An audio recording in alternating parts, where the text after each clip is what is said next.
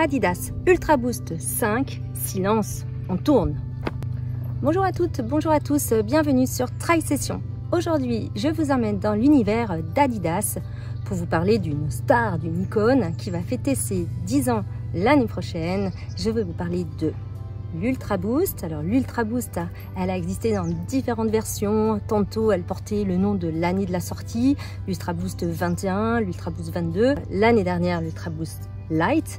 Aujourd'hui, je vais vous parler de l'Ultra Boost 5. Alors, je ne ferai pas de comparatif entre les différentes versions, tout simplement parce que c'est la première fois que je porte de l'Adidas pour courir. En revanche, j'en ai porté en sneakers. Pourquoi? Parce que Adidas, c'est super stylé en sneakers. Il y a l'Ultra Boost 5, elle n'échappe pas à la règle. Ce que j'ai adoré en sortie de boîte, c'est déjà cette couleur blanc immaculé. Elle est en monocouleur, elle existe en blanche, elle existe en noir. Elles sont très chic, très classe. Je vous laisse découvrir l'article pour découvrir toutes les couleurs. Au-delà du style, on va s'intéresser à ses compétences sportives et je vous parle de sa carte d'identité tout de suite.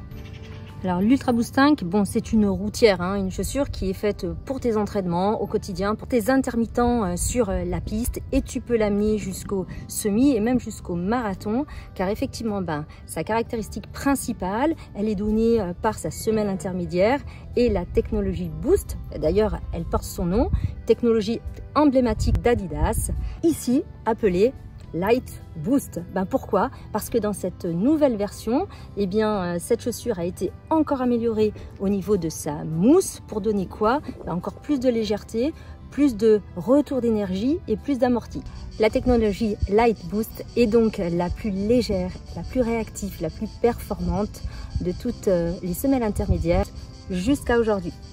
Allez, un point bonus pour l'Ultra Boost et pour la marque, car effectivement l'empreinte carbone a été revisitée de l'extraction jusqu'à la production. Elle respecte toutes les normes au niveau éco-responsabilité. Bravo, c'est un petit plus. Allez, on revient aux caractéristiques de la chaussure. Elle a un drop de 10 mm, elle pèse 245 grammes. Dans la même gamme de produits, on peut trouver un tout petit peu plus léger. Et je l'ai testé en 38, c'est la taille que je prends généralement en basket, c'est-à-dire une pointure de plus que ma taille. Pour autant, chez Adidas, note pour plus tard, je prendrais juste une demi-pointure en plus parce qu'elle était un tout petit peu trop grande. C'est pas très grave, la semelle intérieure est amovible. J'ai laissé la semelle de propreté, j'ai mis ma semelle orthopédique et le tour est joué, j'ai pu la tester. Je vous ai parlé de la caractéristique principale, à savoir une mousse qui a été revisitée, plus performante, qui va apporter tout ce confort. Ce confort, il va être dopé également par sa tige ultra ergonomique. En effet, sa tige Primeknit est tricotée en une seule pièce. Elle est ultra élastique, elle donne un effet seconde peau, elle s'adapte donc à tout type de pied. L'Ultra Boost est une chaussure chausson, elle s'enfile super bien grâce à la languette sur talon qui est quand même assez dominante. Elle est aussi assez moelleuse, ce qui apporte vraiment un super confort au col. Alors vous allez me dire, la tige ultra élastique, la languette confort, l'enfilage chausson, on en est où du maintien au niveau de cette chaussure? En effet, la stabilité du pied dans la chaussure et son maintien est apporté par les deux soutiens au niveau du médio-pied, de plaques plastiques comme vous le voyez avec les 3 bandes Adidas qui sont très souples. Et étant donné que le système de lassage est embarqué avec ces 2 plaques de maintien médio-pied, ça apporte un soutien absolu au pied pendant l'exercice. Ce maintien est également renforcé par les 2 soutiens au niveau du talon en plastique moulé qui permettent effectivement que le talon ne se balade pas dans la chaussure, confère un excellent maintien au niveau de la cheville. Comme on peut le voir, beaucoup de plastique malgré tout qui effectivement va donner un tout petit peu de poids à cette chaussure. C'est peut-être le moment de vous parler de la différence entre l'Ultra Boost 5 et la 5X. La 5X, elle est donnée 10 grammes plus légère par la marque. Cette différence de poids est liée essentiellement au gain en plastique, notamment au niveau du système de lissage sur l'Ultra Boost 5X. Je vous ai parlé de confort, je vous ai parlé de maintien. Maintenant, on va parler de durabilité, on va parler d'adhérence, on va parler de stabilité. Et on va commencer par la semelle extérieure. Qui mieux qu'une semelle continentale pour parler d'adhérence, pour parler de durabilité. Une fois qu'on a dit continentale, on a tout dit, la crédibilité, elle est bien là. Entre la semelle intermédiaire et la semelle extérieure, je vais vous parler de système torsion, qui est une plaque qui se situe entre les deux pour apporter la stabilité à la chaussure. Alors j'ai vraiment apprécié de courir avec cette Ultra Boost 5, notamment pour mes runs sur piste, mes intermittents, pour les courses sur route. Je l'ai amené, je vous dirai tout à l'heure quand on parlera de ses limites, un petit peu sur des terrains où elle ne devrait pas aller.